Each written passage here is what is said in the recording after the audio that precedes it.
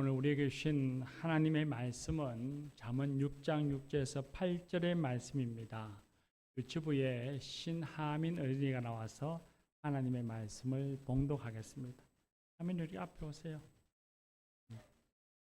구약성경 916쪽에 있습니다. 잠언 6장 6절에서 8절의 말씀입니다.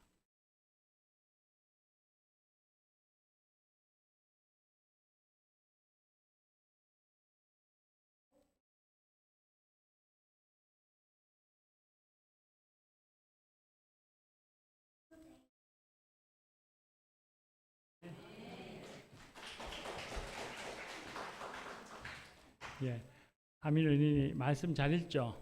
예, 감사합니다. 이 시간에는 우리 아동부 어린이 나와서 찬양하겠습니다.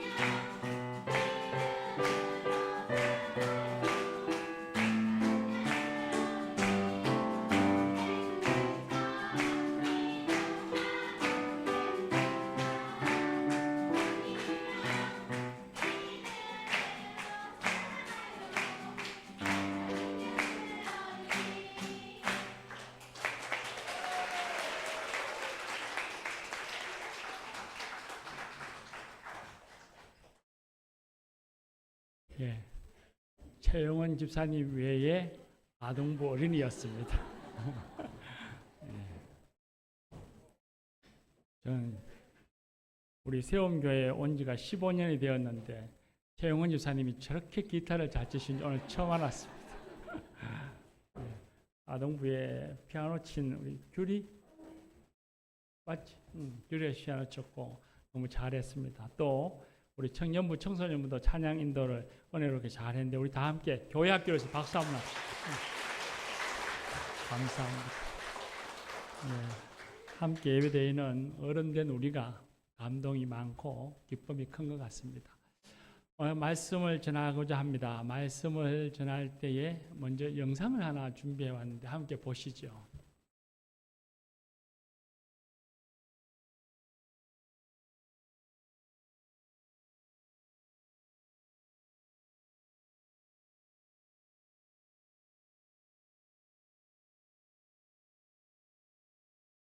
The Olympic Games Marathon, a feat of endurance to test the fittest athletes in the world.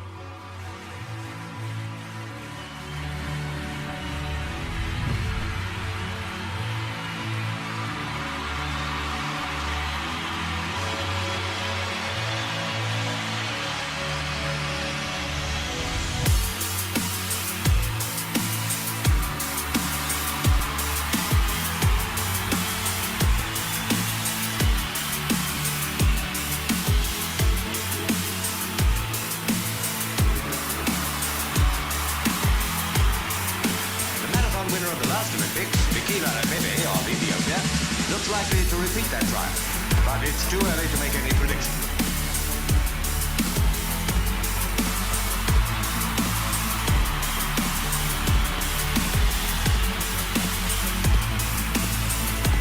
And here's the marathon leader back in the stadium. It's Mikila Abebe, as was expected, looking fresh enough as he crosses the line to run the distance again.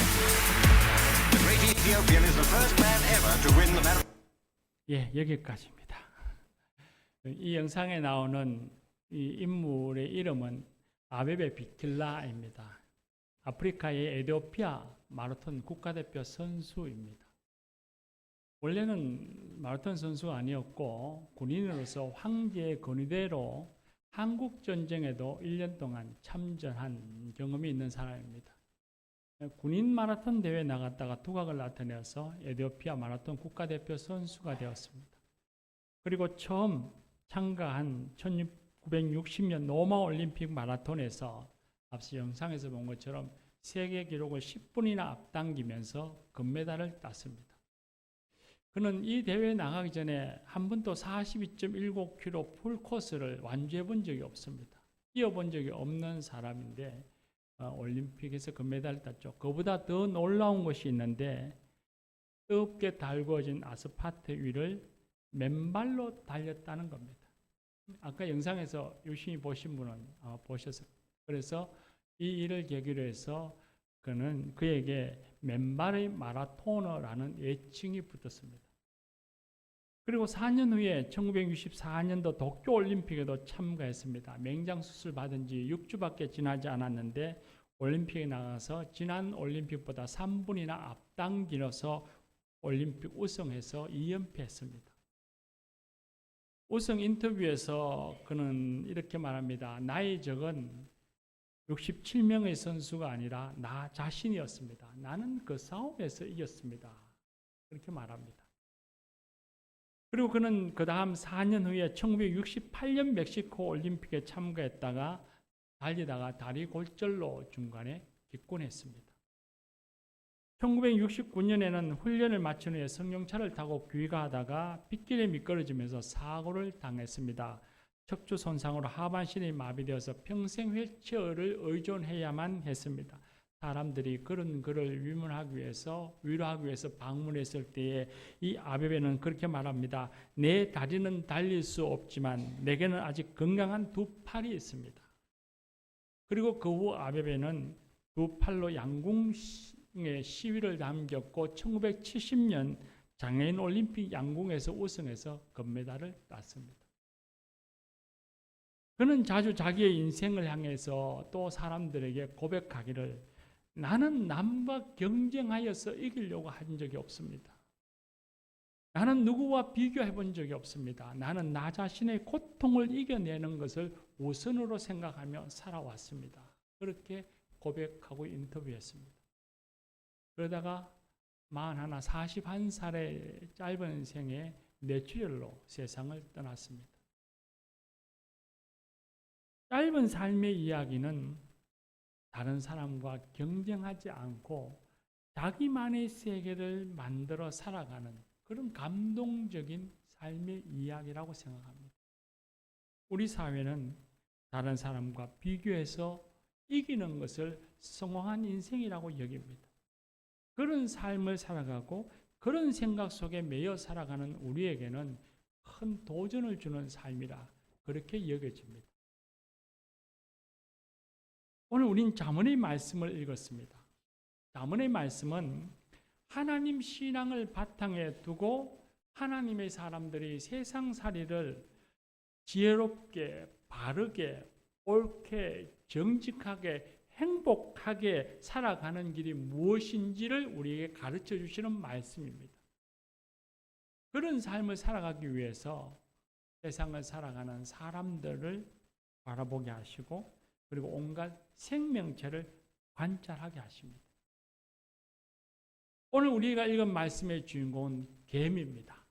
우리 하민이가 말씀을 잘 읽은 것처럼 오늘 말씀의 주인공은 뱀입니다. 하나님께서 말씀하시기를 뱀에게 가서 그가 하는 것을 보고 지혜를 배우라 했습니다. 도대체 그러면 우리가 배워야 할 계미의 지혜가 무엇일까요? 일반적으로 계미에 가서 배우라 하면 계미의 부지런함을 배우라는 것이구나 라고 생각합니다. 열심히 일을 하고 아끼고 전축하며 살아야 하는 것을 배우라고 말하고 그렇게 하면 성공한 인생이라고 가르치고 그렇게 살아라고 우리는 가르침을 받으며 살아왔습니다. 그런데 오늘 말씀에서는 그런 의미가 있는 것이 아닙니다. 말씀에 보면 게으른 자여 계미에게 배우라 했으니 부지런한 삶을 살아라는 말씀의 의미도 포함되어 있지만 그것이 전부가 아닙니다. 그렇다면 오늘 성경 말씀은 단순히 세상에서 전해 듣는 도덕적인 가르침과 별반 다르지 않을 것입니다. 게으르지 않고 부지런히 사는 것 매우 중요한 삶의 덕목입니다. 꼭 인생에서 필요한 것이긴 하지요. 그러나 오늘 우리가 읽은 하나님의 말씀은 거기에 그치지 아니하고 더 깊은 뜻을 우리에게 가르쳐 줍니다. 오늘 우리가 읽은 8절 말씀에 보면 개미는 여름 동안에 먹을 것을 예비하며 추수 때에 양식을 모으느니라 했습니다. 개미의 지혜는 양식을 모으고자 일할 때를 알고 모은 양식을 갈무리하여서 거둘 때를 안다는 것입니다. 개미는 때를 알아서 그 때가 언제인지를 알고 그 때에 맞게 실행할 줄 아는 지혜를 가졌다는 것입니다. 지금은 과학의 발달로 인해서 우린 비닐하우스에서 곡물을 생산해내다 보니 여름에도 한겨울에도 오늘 수박을 먹는 그런 시대를 살고 있습니다. 그렇지만 그런 인간의 어떤 기술들을 다 걷어내어 보면 우리 원래 하나님의 창조짓을 생각하면 여름에는 만물이 자랄 때이니 일을 해야 하는 것이고 겨울에는 곡식이 없어서 양식이 부족하니 추수 때에 잘 거두어서 곡식을 저장해야 합니다. 그것이 하나님의 창조짓을 따르는 것이고 지혜로운 것이죠. 개미는 창조주 하나님이 정해주신 창조 세계의 질서를 자기 인생의 일정표로 삼고 살아가는 지혜로운 곤충이라는 것입니다. 이걸 오늘 현대인들에게 다른 말로 표현해보면, 현대인들에게 맞게 표현해보면 개미는 하나님이 자신들의 삶에 주신 시간의 가치, 때를 알고 하나님 주신 시간을 훼손하지 않는, 때를 놓치지 않는 지혜를 가졌으니 그 개미에게 배우라는 말씀입니다. 또 여러분, 우리의 삶도 마찬가지입니다. 이 세상에 살아가는 모든 사람은 하나님이 주신 시간의 한계를 갖고 삽니다. 무한정 시간을 가진 사람은 세상에 아무도 없습니다. 누구에게나 시간의 한계가 있고 누구에게나 그 한계의 시간 속에 인생의 때가 있습니다. 시간의 가치, 때를 알아야 합니다. 전도서에 솔로몬 왕이 매사에 때가 있다고 한 것처럼 우리의 삶에도 일할 때가 있고 쉴 때가 있습니다. 우리 어른들은 주님의 일을 할 때가 있습니다. 어느 때에는 하고 싶어도 하지 못하는 때가 닥쳐옵니다. 학생들에게는 배움의 때가 있습니다. 이 때를 놓치면 배움의 길에 들어서기가 얼마나 힘들고 고통스러운지 모릅니다. 우리 각자는 하나님이 주신 삶의 때를 알아서 때에 맞는 살아가는 지혜를 가져야만 합니다.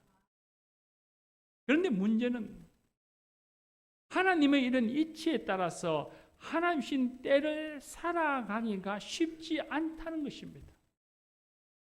때를 알아도 그 때에 맞게 실천하고 실행하며 살아가는 것이 쉽지 않다는 것이죠. 우리가 약하기 때문이요, 모자라기 때문입니다. 우리 영혼이 잠들어 있기 때문입니다. 이걸 극복하기 위해서는 우리의 힘으로만 안 됩니다.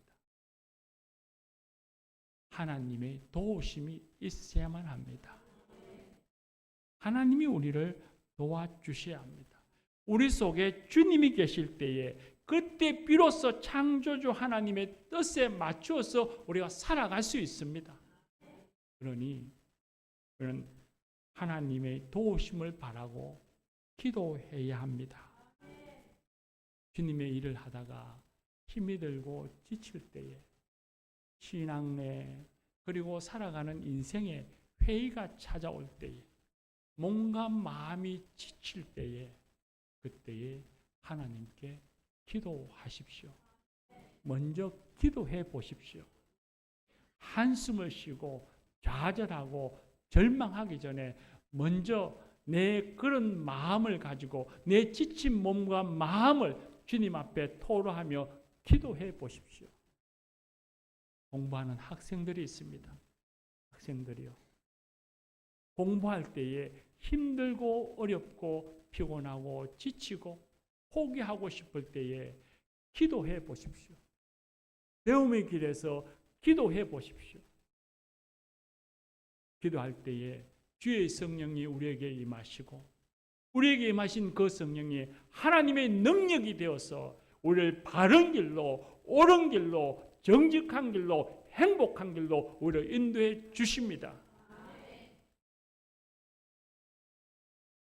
오늘 말씀에서 이보다 더 중요한 지혜가 한 가지 더 있습니다.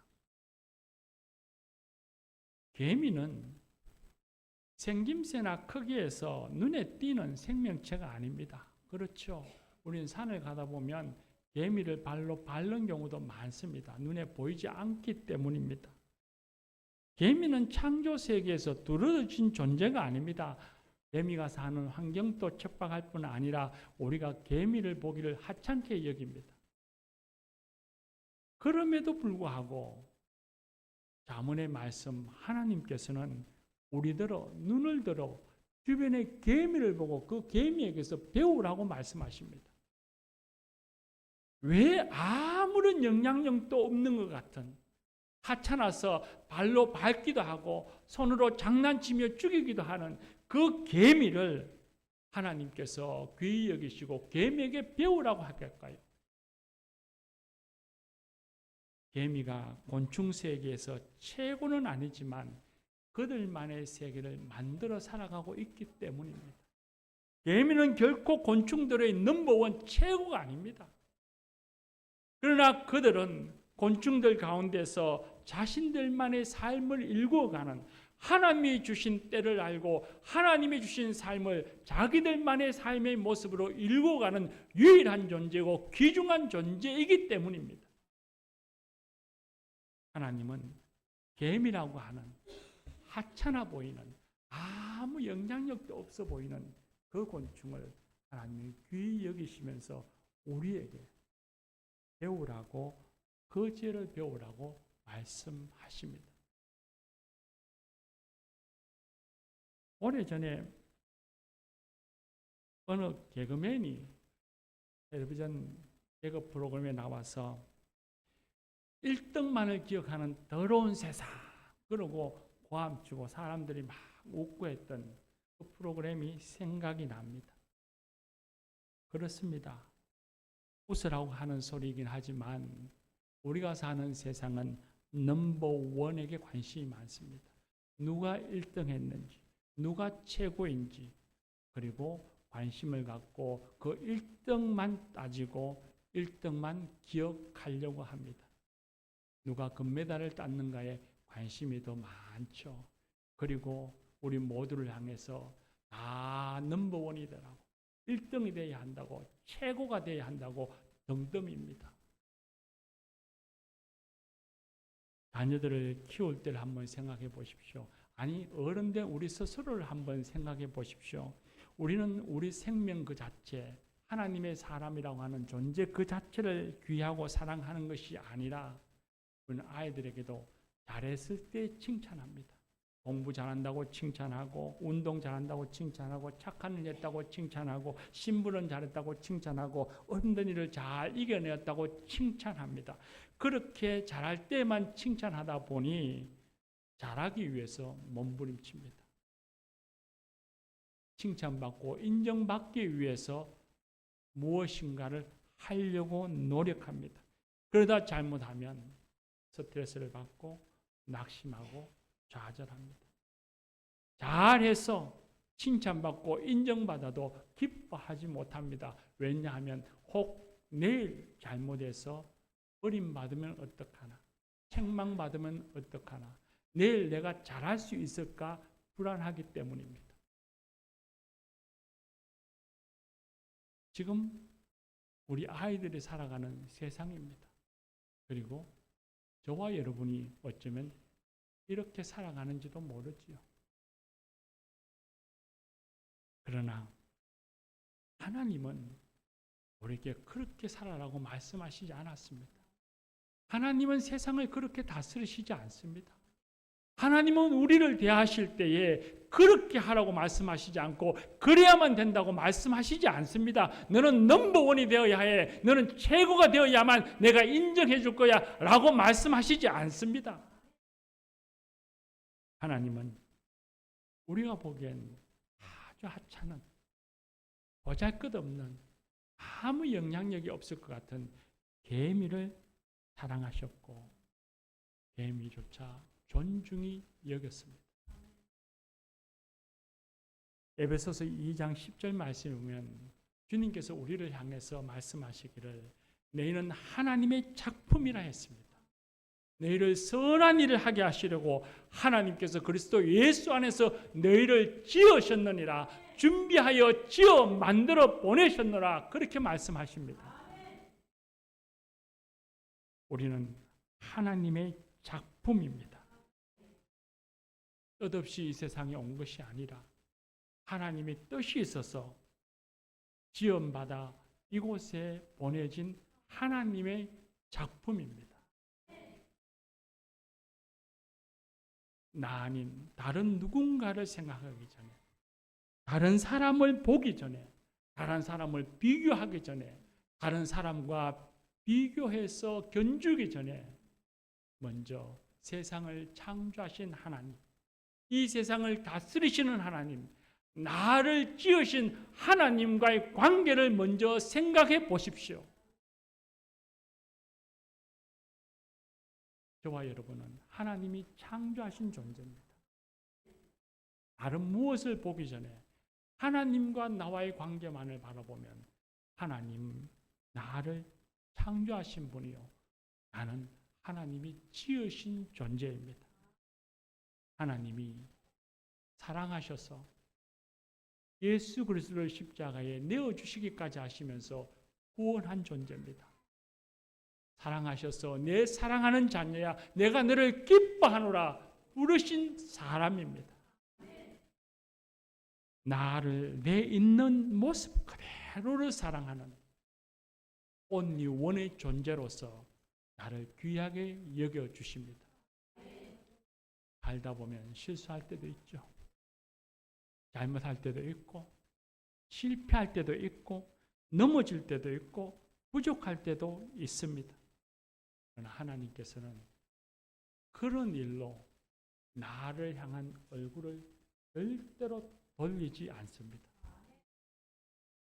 하나님께서는 그럼에도 불구하고 나를 향한 사랑의 손을 놓지 않으실 뿐만 아니라 오히려 실수하는 나를 긍휼히 여기사 품에 안아주시고 사랑한다, 아무개야 힘을 내어라 말씀해 주십니다. 그래서 우리는 말씀에 잘 알죠. 하나님께서는 상한 깔대를 꺾지 아니하시고 꺼져가는 심지를 불지 아니하신다 하셨습니다. 교우 여러분, 우린 다른 사람과 비교하지 마십시다. 아벨 비킬라가 다른 사람과 비교하고 다른 사람과 경쟁하지 않았던 것처럼 우리도 누군가와 경쟁하고 비교해서 스스로를 고통의 구렁텅이에 몰아넣지 마십시다. 다른 사람과 경쟁해서 이기려고 애쓰는 존재가 아니라 하나님이 사랑하시는 존재라는 사실을 마음에 담고 하나님의 사랑을 마음에 담고 내 삶을 귀히 여기며 하나님이 내게 주신 때를 잘 살펴서 기쁨으로 감사함으로 살아가는 그런 성도들 되십시다. 기도합시다.